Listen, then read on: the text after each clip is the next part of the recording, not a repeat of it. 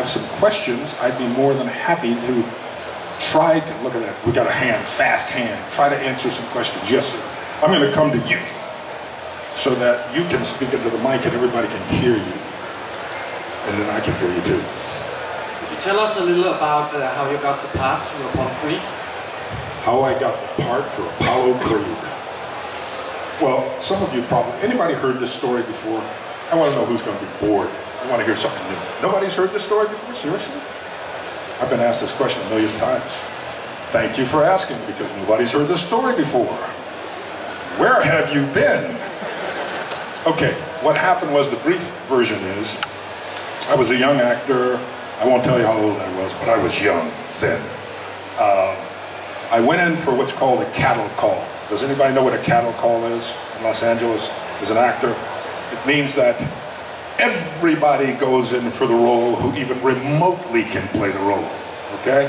Which means the character might, you know, my description of the character might be, he looks like a mountain of a man. He's 6'6", and he weighs 245 pounds. I don't know how many kilos that is, but you know he's big, okay? He's handsome, strikingly handsome. He's fast, he's quick. He's everything that you'd ever want in a boxer. And there's everybody, from a guy on a walker to a kid who can barely stand, right? Who goes in for that role. That's a cattle call. Everybody goes in for that role. So there was a cattle call, and they hired no one. And I wasn't in the first round of cattle call because nobody knew who I was. They wanted someone that they knew. They wanted an actor who was proven. So finally I got my shot. I went in, and I was so excited, and I knew when I read that screenplay that that was me, that role was written for me. And I went in, and it was late on a Friday evening. And as we all know, Friday, nobody cares after 4 o'clock. Everybody's only thinking about one thing. What? The weekend. That's all we care about. So I went in, and there was a room filled with guys who were there to audition to play Apollo Creed. And I got my chance and went in, and I read. And, well, before I read, I was introduced to the producers and the director. Bob Schadoff, Erwin Winkler, producers. John Avildsen was the director, a great director who directed really great movies. Save the Tiger, Joe, being some of them in the early 70s, some classic movies. And a guy walked in after I was standing there talking to them for a bit, and he was introduced as the writer. And okay, he's going to read with me, right? So he has a script, I have a script. He's sitting down, I'm standing up, and we start reading. I'm reading Apollo Creed, and he's reading the role of Rocky, I guess, or whoever he was reading at the time. And I'm chomping at the bit, and I'm trying to impress the producers and trying to impress the director. And the guy sitting down just kind of mumbles and his head's down, and he's not really giving me very much. And at the end of it, I thought, oh man, this didn't work. So I looked over at the producers and directors and said, you know, if you give me a real actor, I could do a much better job. And they laughed just like that. I didn't think that was so funny. I was serious. Lo and behold, they introduced the guy as the writer. They didn't say he was also going to play the role of Rocky, and he was Sylvester Stallone. I just insulted the guy who was going to be responsible for hiring me. His story, Stallone's story, is that I was so arrogant that he wanted to get back at me. That's why I got the job. So that's how it came about. Long-winded story, but that's how Apollo Creed happened for me. So I guess the moral to the story is, insult them if you will. You know what I mean? Take a shot, right? Just go after them. Anybody else have a question? Okay, thank you. Oh, I thought I could leave now, no? Yes, sir. What do you like the least about making action movies compared to other types of movies? What do I like the least about making them? Well, that's a good question. I wouldn't say just action movies. Probably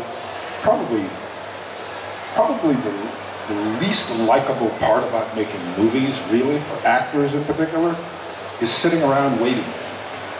I mean, it's painful sometimes to do that, because you know, in a daily schedule, you have so much to accomplish as a production crew, as a director, that, you know, you may be, for instance, scheduled to shoot something on that day, and your call time, which is the time an actor is supposed to show up, maybe 8 o'clock, and suddenly you find that they don't get to you until way after lunch, or 4 o'clock. You know, and in a 12-hour day, if they start, let's say at 7, your call time is 8. You figure in makeup, hair, and then you may be sitting around all day, and you lose so much energy when you sit like that, waiting and waiting and waiting.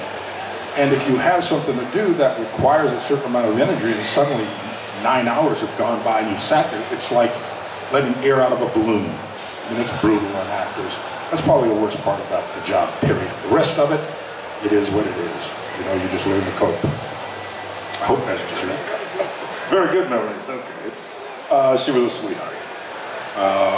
We were in Action Jackson together with Craig T. Nelson, and I don't think she'd done much acting before that, you know, but clearly she was an actress because of the music she did and the stuff she did on stage, you know, with Prince. But yeah, we all had a good time. And yeah, we had a good time. Lovely lady. Anybody else? Is Mike? Wow, thought I was escaping. No. You were great in Arrested Development. Would you please say that again? You were great in Arrested Development. Now you know. That's not a question. Will we get to see more Arrested Development? You know, I don't know. First of all, thank you. Really appreciate that. It was so much fun, because that is one wacky group. That's a crazy group of people. The writer and producer of that, who directed the stuff that's on Netflix now, was just such a gracious guy.